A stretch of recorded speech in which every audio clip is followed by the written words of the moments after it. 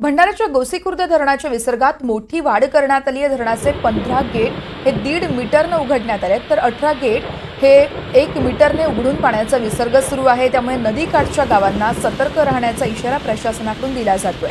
धरणातून सध्या 3,02,702 क्युसेकनं पाण्याचा विसर्ग केला जातोय। भंडाऱ्याच्या गोसीखुर्द धरणाच्या विसर्गात मोठी वाढ करण्यात आली आहे, त्यामुळे प्रशासनाकडून नदीकाठच्या गावांना सतर्क राहण्याचे आवाहन देखील केलं जातंय। धरणाचे 15 गेट 1.5 मीटरने तर 18 गेट हे 1 मीटरने उघडून पाण्याचा विसर्ग केला जातोय।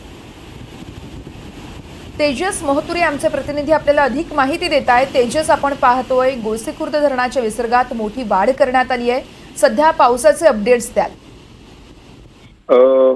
काल सकाळपासून भंडारा जिल्ह्यात पावसाने जोरदार हजेरी लावली होती, मात्र आज जर बघितलं असेल तर पावसाने उसंत घेतली सकाळपासूनच। भंडारा जिल्ह्यातील प्रकल्प असलेला गोसीखुर्द धरणाच्या पाणलोट क्षेत्रात मुसळधार पाऊस पडत आहे आणि त्या धरणाच्या जलसाठ्यात सुद्धा मोठी वाढ झाली आहे। धरण प्रशासनाने धरणाच्या पाण्याच्या विसर्गात आता मोठी वाढ केली असून सध्या गोसीखुर्द धरणाच्या 33 दरवाजापैकी 15 दरवाजे 1.5 मीटरने तर 18 गेट 1 मीटरने उघडलेले आहेत। वर्षा यातून सध्या 3,02,702 क्युमेक्स पाण्याचा विसर्ग करण्यात येत आहे।